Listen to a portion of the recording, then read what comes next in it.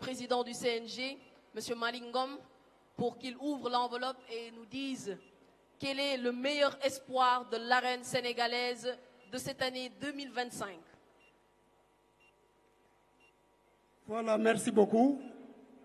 Le meilleur espoir de la saison de lutte 2024-2025 est Laurent Silva dit Bébé Guigui. Bébé Guigui, Bébé Guigui. Toutes nos félicitations Bébé Guigui. Machallah. Mu ngi noonu également ki nga xam ni mooy le président du CNG monsieur Malingom moo koy remettre le trophée mu ngi noonu machallah Alaaji Pa Faye. Bon, cela veut dire que les autres n'ont pas démérité. Yéen ñëpp ay champion ngeen véritablement ñu ñaan ngeen may loxo ñi nga xam ne ñoo nekk ci gannaaw encore une fois qui n'ont pas démérité. C'est des champions de lutte, c'est des espoirs de la lutte sénégalaise. Jërë ngeen jëf ngeen nuyonte bu baax a baax saafonte parce que lii mooy Sénégal ndeysaan waaw ku nekk ci yéen mënoon na ko jël waaye yàlla gën la dogal waaw c'est ça le Sénégal jërë ngeen jëf merci la photo s'il vous plaît jërë ngeen photo voilà merci merci monsieur le président du CNG léegi nag nous allons avancer ndey nous progressons maintenant trophée meilleur lutteur sans frappe A même chose. Nous allons vous proposer une projection de film vidéo sur les 4 nominés. Ce que defee nag am na ku ñuy woo kooku mooy nekk Boucar Ndour je pense qu'il est là parce que Boucar il faut que ñu wax ñu les critères yi war a tax ñu mën a choisir les 4 nominés ak bii tax ñu war a choisir ki nga xam ne moo nekk le meilleur. Boucar, s'il est prêt, il n'a qu'à se présenter aussitôt après la projection des 4 nominés. Avant même la projection des 4 nominés, juste faire un rappel par rapport à la voiture qui est garée devant, on va dire, la loge présidentielle. La matricule est AA 379 AC. Merci, s'il vous plaît, de déplacer votre véhicule pour ne pas, bien sûr, amener des soucis. Alors. waaw dañu ne mën naa ko wax ci wolof. oui. dafa am koo xamante ni xam naa mi ngi ci biir salle bi lañ yaakaar dafa gaare wotoom ci suite ci en face suite loge présidentielle suite présidentielle marque oto bi nag AA la. 379 AC. alors ñu ngi koy ñaan mu ñëw déplacer otom. Alors, sans plus tarder, comme Pape vient de le dire, nous allons bien sûr remettre le trophée du meilleur lutteur sans frappe. Mais bien sûr, avant, nous allons laisser la parole à Boucar pour qu'il vienne donner les différents critères des choix des nominés. Boucar, s'il peut nous rejoindre sur la scène. Merci beaucoup. Bonsoir. Bon, malheureusement, Buzz avait dit que, puisqu'on a perdu beaucoup de temps, il n'était pas nécessaire de pouvoir parler des critères, mais juste qu'on allait faire la projection du film. Après, on va parler peut-être pour 5 minutes, vraiment du lutteur qui sera le nominé, puisqu'on a accusé beaucoup de retard. Merci de votre compréhension. Wow, Konak, la régie. Voilà, nous attendons que vous projetiez donc les vidéos des différents nominés, s'il vous plaît. C'est parti.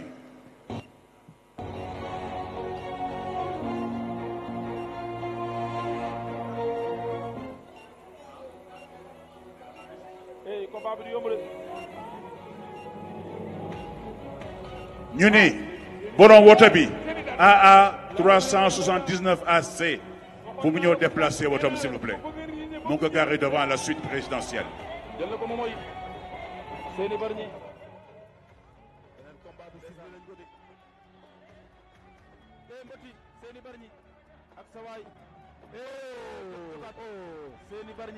Est-ce que chute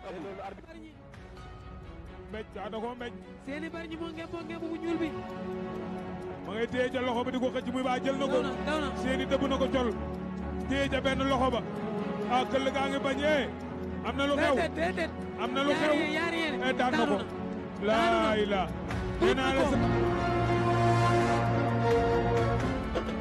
ngi sant yàlla bu may sa kenn du yow Papa Ngane Tony Papa Ngane daw na jël ko Tony Junior fekk na la tey nga dee fekk na la caxabal Papa Ngane sox Tony Junior Papa Ngane sox ak Tony Junior wër loo ñu ngay bëre Papa Ngane daan na ko waaw daan na ko ziar Saliou Diouf a ngi noonu ay ñaari mbër yaa nga ca diggante ak Tony da koy waaxu daan na ko Tony Junior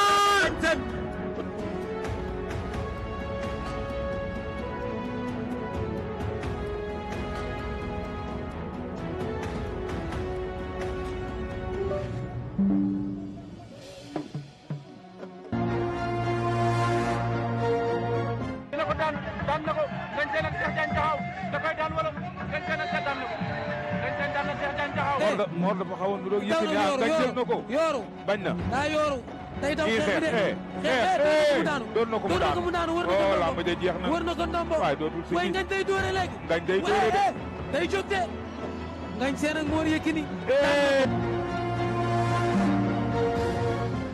boo xamante ne tam ku jar a jàppale la wallaay fàqat na ko ordinateur kalaat waaye xale yee mën a bëre waay na ko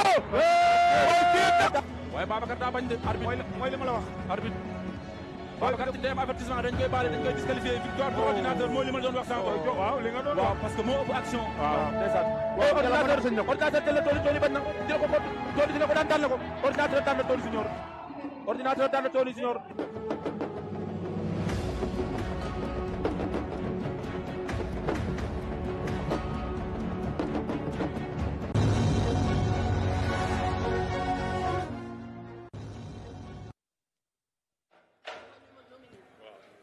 macha allah jërëjëf Tafa Sène nekk un jeune tambour major moom tam bëgg naa gars yi bàyyi ko xel bu baax a baax léegi nag dañuy woo ñi nga xamante ni rek moom mooy les nominés pour la catégorie lutte sans frappe kon ñu ngi woo ku ci mel ni Ngagne Sène mu ñëw yéeg ci kaw scène bi ñu ngi woo aussi ku ci mel ni Seyni Sembène ñu naan ko Seyni Bargny moom tam mu ñëw yéeg ci kaw scène bi mais aussi ñu ngi woo ki nga xamante ni moom moo di Tony Junior ci kaw scène bi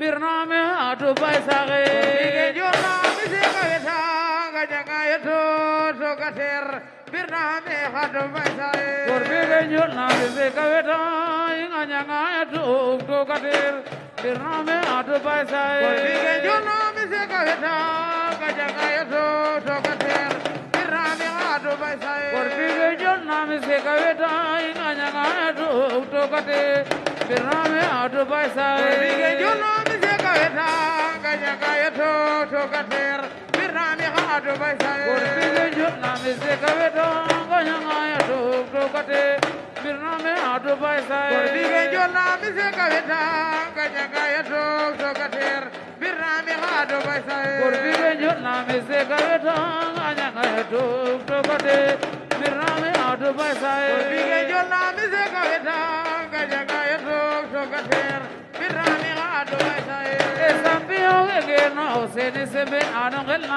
macha allah jërëjëf jërëjëf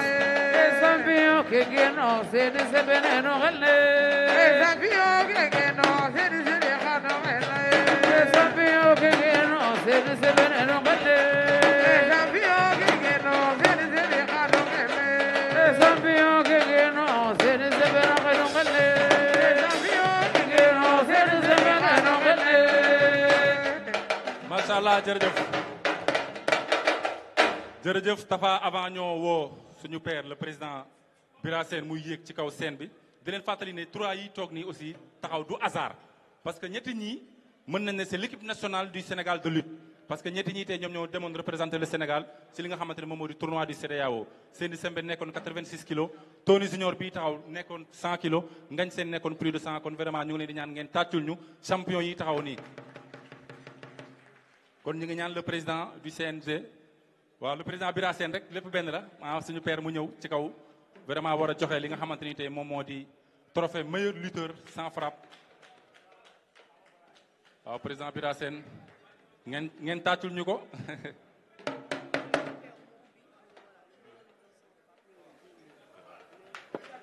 ndeysaan tàccu leen lii rafet na lii rafet la tàccu leen lii mooy li may wax à chaque fois rek Sénégal lu rafet moo fi baax kon nañuy prôné di wax lu rafet di def lu rafet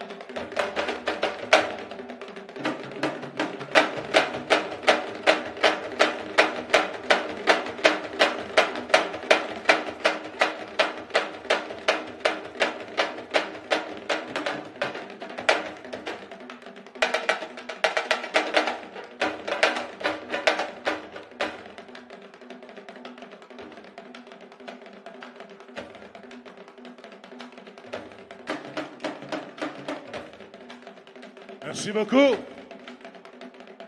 Merci. Voilà, merci. jërëjëf kookoy Tafa Sène xale bi nee naa leen nañ ko bàyyi xel bu baax a baax kon avant ñoo jox le président Bira Sène rek waaw ñu bàyyi le président Malick Ngom mu dalal ko rek wala président lii baa ngi nii waaw yaay koy ubbi nag nga lire en attendant le PDG yegsi na noonu muy Pape Alé Niang le directeur général de la RTS mu ngi noonu di yegsi en attendant ñu may ko tuuti mu toog ñu mën a joxe li nga xamante ni moom moo di trophée meilleur lutteur sans frappe deuxième édition Lutte TV Awards ñu koy amee fii si hôtel Noum yaakaar naa ne lii aussi histoire dina ko retenir kon di profité rek di encouragé waat xale yi ñu gën a góorgóorlu li may wax à chaque fois rek làmb kenn moomu ko liggéey la gëm-gëm xam li mu laaj nga nekk ci dafa laaj nag souvent aussi ay sacrifice vraiment yoo xamante ni day faaw nga def ko pour mën a yegg fi nga jëm kon le président Bira Sène à vous la parole. Merci Boucar. Voilà, merci.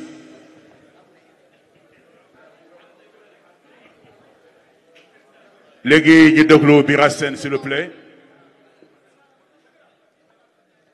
Tu dalal monsieur le directeur général de la RTS Pape Alé Niang ñu ngi lay dalal bu baax a baax a baax. Kon nag Mais aussi, président Bira Sène, vous avez la parole. Pape, mais aussi il y a le promoteur Baye Ndiaye qui vient de faire son entrée. Lui aussi, bien sûr, nous lui souhaitons la bienvenue. Alors, président Bira. Merci madame. Bonsoir à tout le monde. Je voudrais, à l'entendre de mon propos, souhaiter la bienvenue aux représentants du ministère des Sports. Je reconnais dans la délégation du directeur général des Sports, Mamana Mbaye, accompagné de Madame Dom Diouf. Dire également félicitations à Monsieur Malick Ngom, président du CNG de lutte, qui, avec fierté, a tenu les rênes de la présidence de ce comité national et qui est en train de briller de mille feux dans le Sénégal et partout dans le monde. Mais également, dire un grand bonjour à mes chers lutteurs que je reconnais, avec qui nous avons voyagé plusieurs fois en équipe nationale, bien entendu également avec le président Malick Ngom, en tant que technicien. Je voudrais remercier d'abord M. Bose Pro pour dire Lutte TV et ses partenaires à la tête desquels M. Eric Favre, Canal et tant d'autres. Souhaiter la bienvenue et saluer les promoteurs et tous les acteurs de la lutte qui sont ici présents dans cette salle. C'est évidemment une grande joie, mais une fierté. Mais également une fierté de voir célébrer les meilleurs, les fleurons de la lutte sénégalaise. Célébrer les champions, c'est bien, mais derrière chaque nomination, il y a également un travail acharné qui a été accompli dans la persévérance, dans le courage, dans la dignité, mais avec beaucoup de passion. Et comme vous le savez, chaque passion mérite d'être saluée. Quelqu'un disait tantôt qu'il y a du temps qui a été un peu perdu, il faut qu'on en gagne. Je voudrais, pour accomplir la mission qui m'a été faite, dire le meilleur lutteur qui porte évidemment mon nom de famille, et je veux nommer M. Ngagne Sène. Et évidemment, nous reconnaissons Sini Semben, Tony Junior, qui sont de brillants champions, qui ont souvent rentré au Sénégal avec des médailles d'or. Félicitations à vous tous. Merci. Alors, Président, on va vous laisser remettre le trophée au meilleur lutteur sans frappe. Et bien sûr, par la suite, on va l'écouter aussi.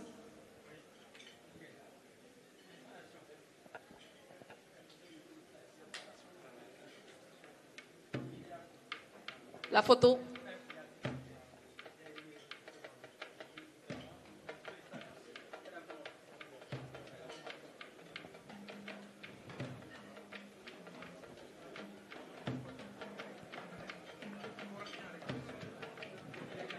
Wow, mi ngi noonu Ngagne Sène donc sacré meilleur lutteur sans frappe pour cette édition voilà 2025 de Lutte TV Awards. Ngagne Sène ñaari baat rek bu baax a baax a baax. ñu bàyyi la ñaari baat rek nga sant macha allah wax li nga xam ni tey jii moom nga gisee soirée de gala bi ak nomination yi ak li nga xam ni tey jii moom la defar te say morom ñëpp macha allah nga àndandoon ak ñoom di jongante tey jii ñu def la meilleur lutteur de lutte sans frappe lan nga ciy wax.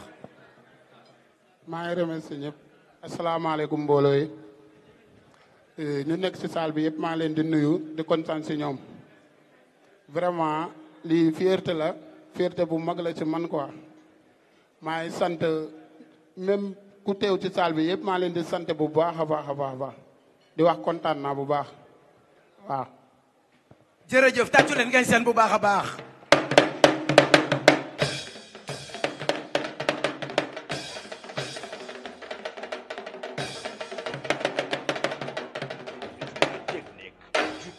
Et parmi eux, un nom s'impose, Ngagne Sène. Il est celui qui a conquis le regard du jury, la fierté des passionnés et le respect des pairs. Dans ses combats, il n'a pas frappé, mais il a impressionné. Face aux meilleurs, il s'est illustré par sa maîtrise, sa précision, sa lucidité. Ce soir, ce trophée couronne non seulement une saison, mais aussi un art. Il consacre un homme qui a incarné la pureté de la lutte sans frappe avec technique, endurance et mental d'acier. Mesdames, Messieurs, je vous présente le meilleur lutteur sans frappe 2024-2025, Ngagne Sène, sous vos applaudissements.